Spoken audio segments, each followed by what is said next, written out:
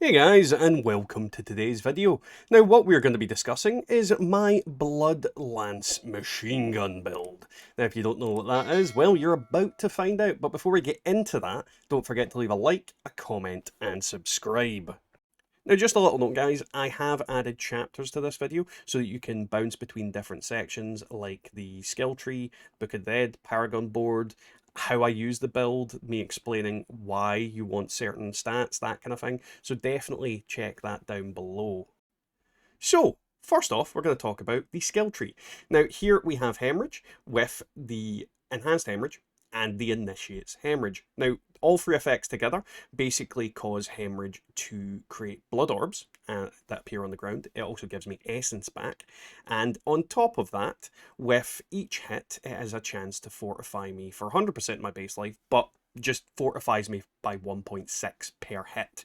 So overall, this is the kind of cornerstone of how you generate essence, fortify, and do all the things that you need to do.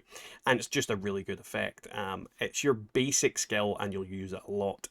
Next, we have Bloodlance, and with Bloodlance, we have Enhanced Bloodlance and Supernatural Bloodlance. Now, Bloodlance is a great effect because what this does is every time we throw a Bloodlance with Enhanced Bloodlance, it pierces through the enemy and deals a 15% reduced damage to subsequent enemies after the first, but it can go and go and go and hit loads of different enemies. Then with the Supernatural Bloodlance, if I cast this 6 times, it will guarantee to overpower and spawns a blood orb under the first enemy hit. So essentially, this is our main damage. Overpower is absolutely ridiculous in terms of damage.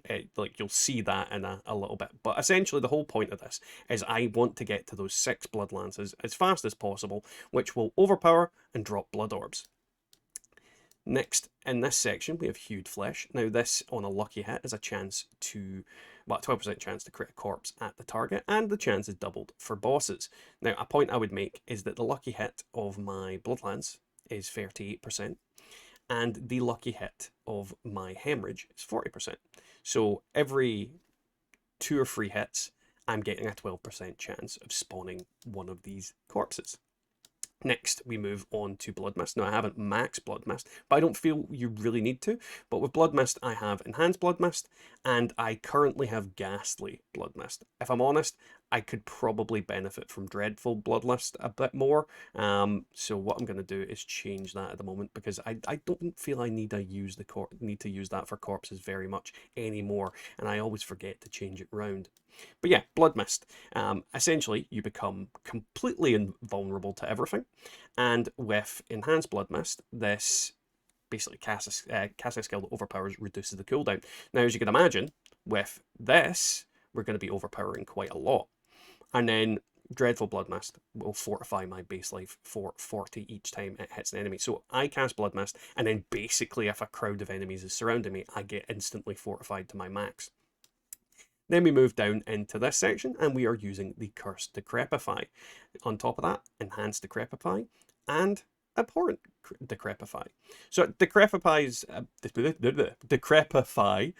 base effect is that it slows enemies and they deal 23.8% less damage. This scales, so it's a case of, yeah, it's just a damage reduction and a slow on enemies. The main reason you want to use it, however, is for the additional 2 effects that give lucky hit to them. So first one, it creates a 10% chance for enemies to be stunned for 2 seconds while you're hitting them. So if you're hitting enemies with this build, there's a good chance they'll never move again. And then on top of that, we have the last effect, which enemies hit with Afflicted with Decrepify have a 15% chance to reduce active cooldowns by 1%. Now, as I said, you've got a lucky hit of 30 and 40, so you should be lucky hitting fairly often. And on top of that, this then gives you that chance that cooldowns will be reduced, so your Blood Mist will be reduced, and your other effects, which we'll go into in a little second. Now, next in this section, we have Gruesome Mending. Well, below 50% life, you receive 10% more healing for all sources. This is literally one of the worst skills that I've had to pick, but I had to pick it to get the other one. So this is not important. Gruesome Mending is just eh. Then we have Coalesced Blood. While healthy, your blood skills deal 18% damage. Most of our skills are blood skills. Then we have Drain Vitality. Lucky Hit. Hitting enemies with blood skills has an up to a 25% chance to fortify you for 8% of your base life. Again, we're back with the Lucky Hit stuff. Then, in Tides of Blood, we have your blood skills deal 15% multiplicative increased overpowered damage. The bonus is doubled while you're healthy. So we have more incentive to regenerate health and be healthy. Again, this one isn't really important because while below 50% of life, we're not healthy. So we're not really wanting regeneration. We're wanting damage mitigation and damage boost while healthy. Next, we have Corpse Tendrils. Now, I don't actually have any more than one skill in this. This is actually all from gear, but we've got it there. Then we have Enhanced Corpse Tendrils and Plague Corpse Tendrils. Now, you could go for the Blighted Corpse Tendrils, but I don't feel you need it. I really don't feel you need it. So yeah, the Vulnerable is more useful for you and for other players, essentially. So what Corpse Tendrils does is veins burst out of a corpse, pulling in enemies, stunning them for 3 seconds and dealing X amount of damage. The cooldown is 6.3 seconds, which is quite small, and enemies that are in the range of the Corpse Tendrils are slowed by 50% before being pulled in, and again, vulnerable with that effect. So this is kind of another base kind of thing that we use, and we'll go into how we use our skills in a little second about how we use them. But this is such an important skill in order to get the build working the way you want. Then in the next section, we have the ultimate skill, Bone Storm, and then we have its 2 effects. Now, I'll be honest, talking about Bone Storm is kind of irrelevant because these are the only effects you can get. But essentially, while Bone Storm is active, you get 15% damage reduction and 20% crit chance. On top of that, when you are using it, you have a 40% lucky hit chance, and there's basically a bone storm around you that deals damage to enemies for 10 seconds. Now, this skill is really good for avoiding taking too much damage, so if you know enemies are about to clobber you, popping this is great because you get that damage reduction and that critical chance, but there's always a chance you get the lucky hit as well. So on top of, you know, working with your damage, there's always a chance it's going to restore health essentially here with Fortify. So you can see, like, Lucky Hit is very important to this build. Next up, we have Inspiring Leader. After you've been healthy for at least 4 seconds, you and your minions gain 12% attack speed. Now, attack speed is also another thing that is very important to this build, and again, you'll see that in a minute. Then we have Standalone, which increases my damage reduction by 18%, reduced by 2% for each active minion.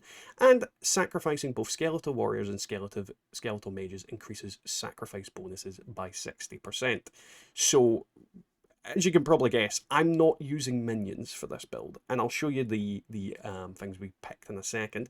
But the last effect we've got is Rathma's Vigor. Increase your maximum life by 10%, which is multiplicative. I can't speak today. After being healthy for 12 seconds, your next blood skill overpowers. Now, this has actually been buffed recently. Quite a few things for this build have been buffed recently. This has been put down from 15 seconds to 12 seconds, and the Blood Lance used to be 8 Blood Lances, now it's 6. So we're actually buffed. But essentially, that's the build. It's very easy to see what I've picked. It's very easy to see what I've got on here. Now, I'm going to show you what we have for the minions. Now, as I said, I have sacrificed all my minions, and the first sacrifice is for the Defenders. You gain 15% non-physical resistance, but you can no longer raise Skeletal Warriors. Now, this is essentially something that's going to increase my damage resistance. I can go for this one and get 5% extra critical strike. The only one you really don't want is the Shadow one, but like, you can choose between these. I've opted to go for the extra resistance because taking less damage is definitely better in some instances.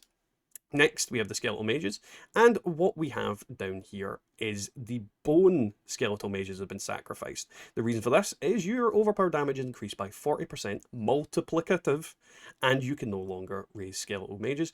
As I've said, Overpower is like ridiculously important. Every 6th Bloodlance will guarantee overpower, and this is where the most of your damage comes in. Then, the last but not least, we have the golems, and we have the blood tree that has been sacrificed. Again, your maximum life is increased by 10%, multiplicative, and you lose the ability to summon a golem. Now, you could, in theory, sacrifice the iron golem, and you could, in theory, sacrifice the bone golem.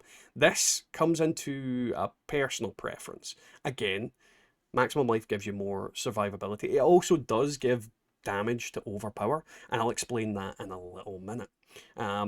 But again, attack speed is very important as well, so that could be good. Realistically, any of these 3 is actually usable.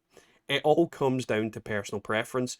If you feel like you're lacking in attack speed, I would maybe go for the attack speed one. If you feel like you're lacking in health, I'd go for the health one. If you feel like you're lacking in the critical strike damage, you could go for it here. It really depends on the luck that you've had with gear. So you can choose any of these, and it's beneficial to the build.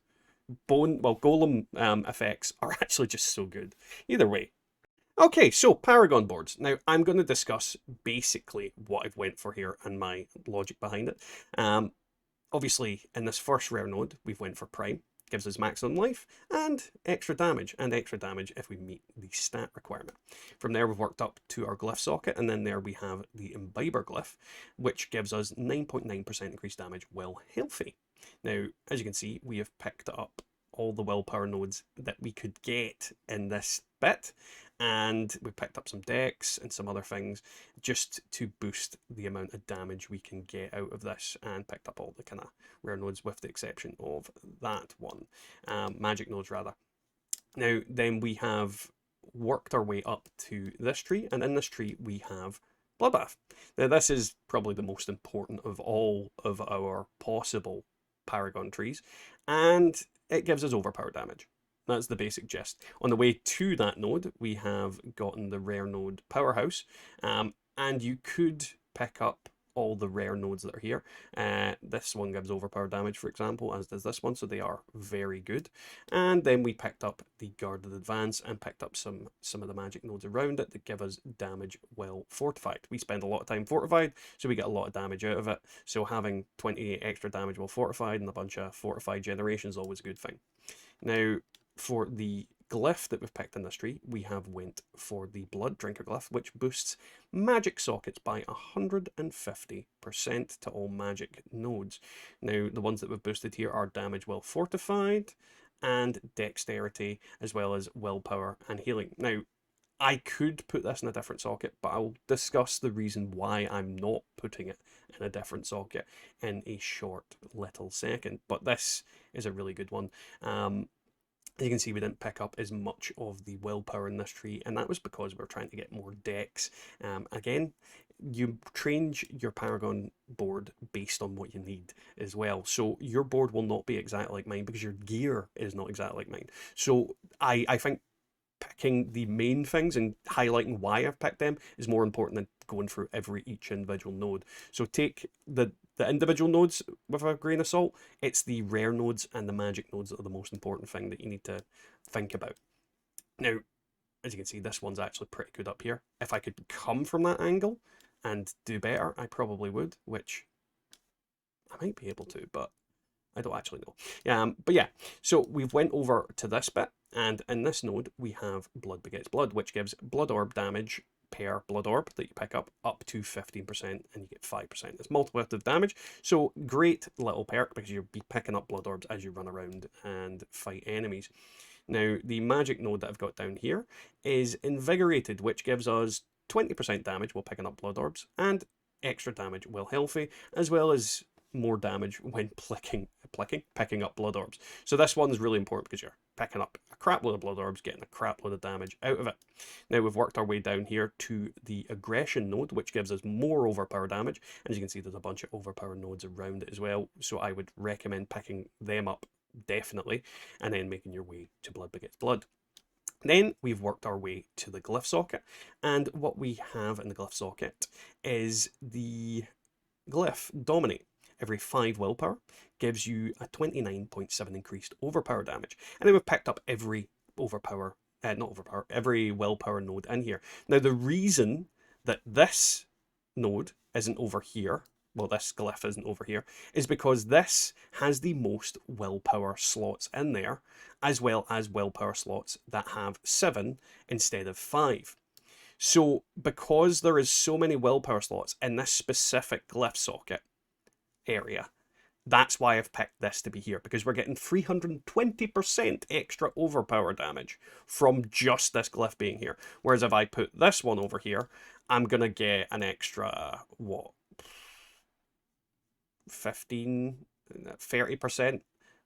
overpower damage from that, and some extra blood or bloody healing and some extra willpower. I'm getting about as much out of that here as I would get it here, but I have more willpower nodes. So that's 1, 2, 3, 4, 5, 6, 7, 8, 9.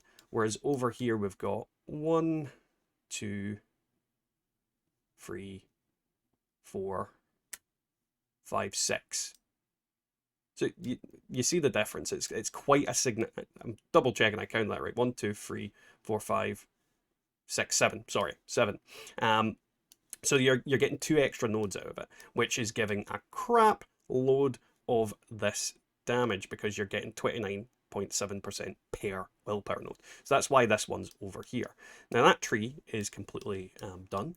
And then over in this one, we've worked our way down to the node, which is Scent of Death, which gives us 15% damage reduction with no corpses, or 15% multiple damage when you have corpses. Now, this is great because quite often you'll run into an area and there'll be no corpses, and sometimes taking that initial hit can be devastating. It can kick your ass. So that's good to have damage increase or damage mitigation, no matter what. You're getting one or the other. So great ability.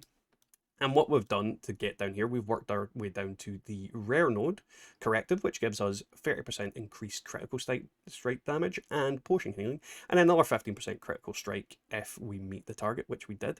Then we've worked our way over to Scent of Death, but I've worked my way past it to the Ruin node, which again, 50% damage to healthy enemies, 15% critical damage, and then another 25 damage to healthy enemies. Now, you might think this is maybe not the best node to go for, but what I would say about that is if you beat the living daylights out of some enemies, you'll one-shot them. So if you're doing 50% increased damage to them based on this, and it's not like 50% multiple damage, it's just going to be 50% to what you would have, your base, essentially. You're still doing more damage, and if you one-shot the enemy, then it's irrelevant if you don't get it when they're injured. Then we've went over to this one, which gives the damage to injured enemies. So basically these two balance each other out, and either way you're getting this increased damage. It's also got the 25 extra damage to injured enemies. Then we've worked our way up to the glyph socket, and on the way we have got the preservation node, mainly because it was on the way and there was no real way of avoiding it. And then we've got a couple of magic nodes around it, and in there we have the undaunted glyph, which gives us a maximum of 85.5 damage while fortified, 5 willpower will activate each of these nodes, and we've picked up every willpower node we can in the radius. Then we've worked our way over to the rare node, Deathmarked, which gives us another 50% damage to injured enemies and more damage to the injured enemies if we meet the target. But you can see we needed to pick up the willpower that was here, so that's the main reason for that. So as you can see, the Paragon board's fairly simple. You might have a different route and different ways you want to go about things. There is still a lot of other useful nodes in the Paragon board. For example, this one is really good. If I could find a way to get that, it would probably be an idea. But there is so many nodes that have overpower in it that are like the opposite side of certain boards, and you're kind of like, I don't really want to give them up. So it really depends on how you want to go about things, and I'm sure there's maybe a more efficient way of doing it, but I'm highlighting what I picked up rather than what you should pick up. Now we're going to talk about gear and aspects. Now I'm not going to list every possible aspect that I would recommend you use. There is some preference to it, but I'm going to go into the ones that I favour more than anything else and I think are very important. The first is the aspect of Grasping Veins, which increases your critical chance and your critical damage when you've used Corpse Tendrils on enemies. So yeah, big crits, big damage.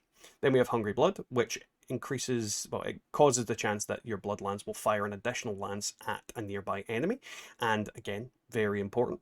Then we have Bloodseeker's aspect, which increases the damage on your primary target from blood lance per lanced enemies, and if you're shooting like 30 enemies, this doesn't have an upper limit. So yeah, in theory, this could be boosting your damage by 500% at some point.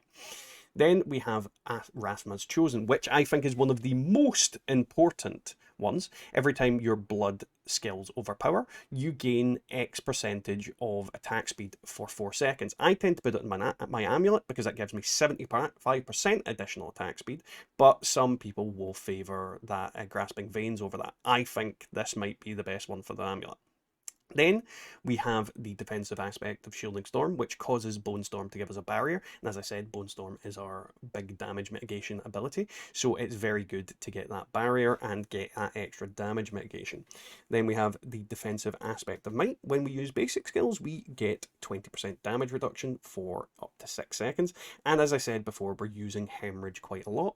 Then we have the utility aspect of Explosive Mist. And this basically allows us to go into Blood Mist, cause corpse explosions, and this will reduce the cooldown per corpse by 0.5 seconds. And as you can imagine, our Blood Mist is our get out of jail free card, so having it always active is always a good thing. And if we're fortifying while we've got it on, it's a good way to fortify yourself as well.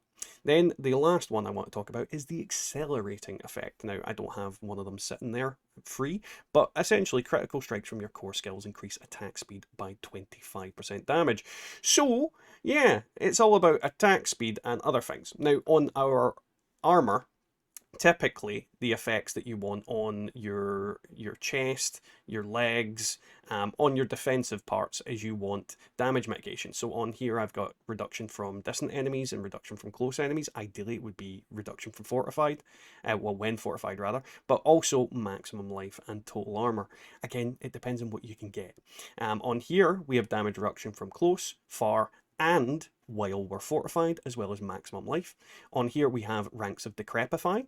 Ideally I would have 4, but I don't. We also have basic skill attack speed. Attack speed is very important. Maximum life and cooldown reduction. On here we have overpower damage, attack speed, ranks of Bloodlance, and lucky hit to primary resource. Now, a point I would make is lucky hit to primary resource is on 2 pieces of my gear, and again is very, very important. Lucky hit to primary resource on the pieces that you can get it on is very important to how to use this build. Then on here we've got ranks to corpse tendrils, fortified generation. Ideally, I wish that was something else, but I can't get it there. Essence cost reduction and movement speed. On the weapon, we have more overpower damage, critical strike damage, core damage, and intelligence. If I could get anything better on here, I probably would do, but it just depends on what you can find. In the amulet, this is what I've got, but this is not my ideal. My ideal amulet is sitting here with ranks to corpse skills, damage reduction, essence cost reduction, and cooldown reduction. The damage reduction I wish was something else as well, but again, beggars can't be choosers. Movement speed would be one of my favourites there. Then in the rings, we have critical strike, maximum damage, overpower damage, and critical strike damage. But my ideal ring would look like this. Critical strike chance, critical strike damage, overpower damage, and lucky hit chance. Because again, the more lucky hit we get, the better. And then obviously, anywhere I can get lucky hit would be ideal, but it just depends on where the gear gods fall. So we're going to now show the build in action and the basic gist of how I use it. Now, I'm not the greatest player of the game, so I'm not like an absolute god, but I can show you how I use it. And as you're seeing, it completely annihilates enemies quite quickly. And the whole point of what you're wanting to do is you're wanting to hit that overpower as quickly as possible, which will cause your skill speed to increase, because we've got Rathma's Vigor, or Rathma's Chosen, or whatever it is, which increases our attack speed by 75%, and then you've got your core skills critting, which increases it by an additional 25%. On top of that, if you want to even boost that even higher, you can also use the consumable, the Heady Assault Elixir, which again gives it another 20% attack speed, which I'll just use so that you can see how ridiculous this build can really go with this in terms of attack speed. And take note that we're not actually using the Golem attack speed buff that I could use as well, which again would increase this by an insane amount. And the reason we want this attack speed to be so high is because the more hits we do, the more chance that we can get a lucky hit off. And if we get the lucky hits off, then we're getting all the different effects that come with it. We've got effects that fortify ourselves, we've got effects that stun enemies, we've got effects that give us our mana back, our essence back. So there's lots of different effects that we can use that buff our damage. And what we're basically wanting to do is get a corpse, dump a Decrepify on top of where the corpse is going to spawn, and then we're going to lay into the enemies. Now, on top of that, we're also picking up blood orbs as we run around, which increases the amount of damage we do as well. And when you're up against solo enemies, just lay into them, beat the crap out of them. You can also use them to get back your essence, and basically just keep hitting into things. And if you ever get into trouble, you've got your blood mist to fall back on. And you're seeing, like, this is a big group of enemies. We are fully fortified, and we're not dying. We're literally not dying. I mean, we've ran out of mana, but we're not dying. We're absolutely tearing through these enemies with pretty much ease. As I said, if you come across a random enemy on his own, you can always use him to get back your essence, because little enemies aren't that important. They are pretty weak, if I'm honest. Now, on occasion, you will find that your HP does go down, so use your defensive skills to basically get yourself into an okay position, dump the Decrepify down, and blast them into hell. And sometimes you find that they don't go down as quick as you want. Sometimes you find that they do. Now we're up against the boss guy here, Decrepify, and oh, we got stunned, I think. But you see, sometimes you just, everything melts instantly. Now, I feel like this has gave you the basic gist of it, but we'll cut to me fighting the main boss of this place to show you how well he does against that as well. Alright, so we're at the boss room now, and as you can see, we are laying into the boss. Now, the disadvantage you have against bosses is actually, because they don't have, well, they literally don't have as many little guys around them, you actually do less damage, but you're seeing that we are able to do ridiculous damage to him in quite a short amount of time. He's not, like, instantly dead, but he's certainly not doing very well. And he'd be less alive if he didn't just keep hiding. And yeah, that's pretty much it. I mean, it kills. It kills really well. So to summarise how this build basically works, you're using your guaranteed overpowers as well as your crit rate in order to use effects that increase your attack speed. From here, you're using those guaranteed crits and like overpowers to sustain that attack speed, which is then causing the procs of lucky hits, which cause a multitude of different effects, which range from stunning enemies, regenerating your fortify, regenerating your essence, and causing your cooldowns to be reduced. And you're basically just cycling this out. This build works really well against enemies that have more health, ironically, than ones that have low health, because they die too quickly against low health enemies. But against enemies with huge amounts of health, you see ridiculous numbers popping up. It's absolutely bananas. And I'm really enjoying this build in general. Now, obviously, mine's is not complete yet. There is still gear tweaks going on and still things I need in certain slots. And this is it. Not even at full power. And you're seeing how well it works.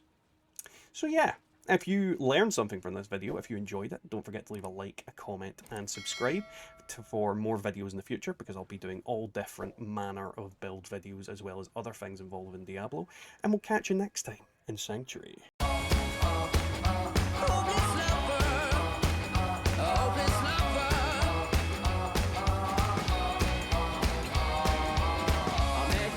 Sunny day, right there you took my breath away. All young and pretty, was it just a dream? The next day you called me up, you told me I'm your little buttercup. You came over and you fell into my arms. Well, I know what I feel, please tell me